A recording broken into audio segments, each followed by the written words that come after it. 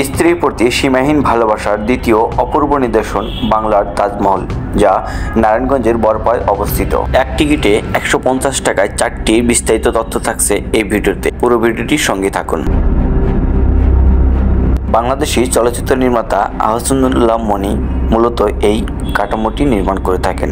ভারতের আগ্রায় অবস্থিত মুঘল সাম্রাজ্যের দ্বিতীয় অবিকল প্রতিচ্ছবি মূলত বাংলার এই তাজমহল।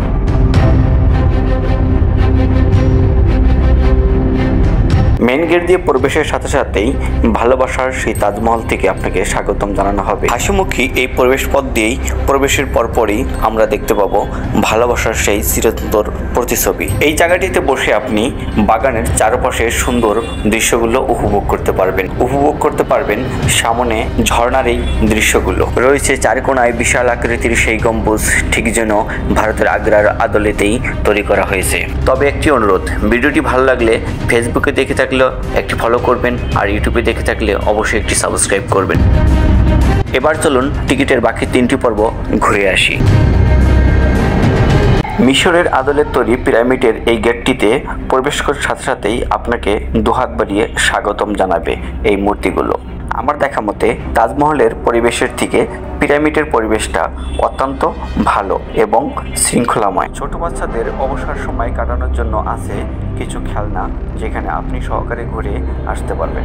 যদিও পিরামিডের কথা বলা আছে, তো পিরামিডের বাইরের অংশটা ঠিক মিশরের আদলে তৈরি করা হলেও ভিতরের পরিবেশটা একদম অন্ধকার এবং ঘুটঘুটে, যা সাধারণ জনগণ প্রবেশের ক্ষেত্রে অনেকটাই ভয়ভীতিকর সম্পূর্ণ থাকতে পারে। ভিতরে তেমন কিছুই নেই, শুধু মমির কিছু পুতুল রয়েছে, তবে অন্ধকার থাকার কারণে ভিডিও ফুটেজটা তুলে ধরা গেল না। পিরামিড থেকে বের হয়েই দেখতে পারবেন আলোচিত সেই ক্ষুদিরামের ফাঁসির মঞ্চ, আছে ইতিহাস জড়িত সেই কাহিনী।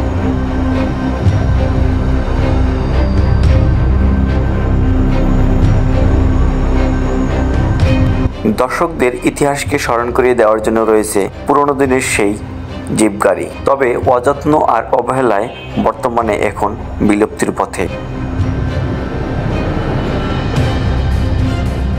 বিভিন্ন জায়গায় কিছু লিখনের মাধ্যমে কিছু প্রতিবন্ধকতা এবং শিক্ষণীয় কিছু লেখাও রয়েছে পাখির মেলা।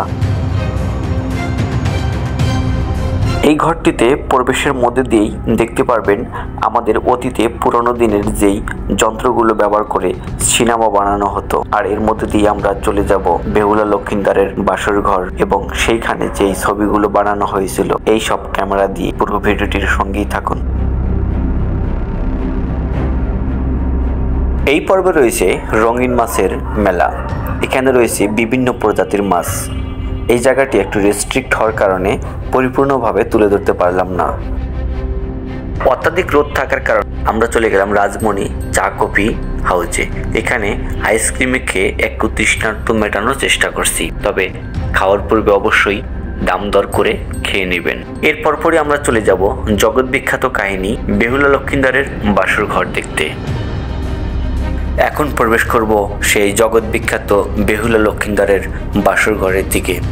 এই হলো বেহুলা লক্ষিন্দারের জগৎ বিখ্যাত সেই বাসর ঘর, যেখানে তারা দুজনে শায়িত আছেন। তবে সম্পূর্ণ জায়গাটি লাল রঙে আবৃত আছে, অর্থাৎ লাল বাতি দিয়ে মোড়ানো। জায়গাটি রঙিন।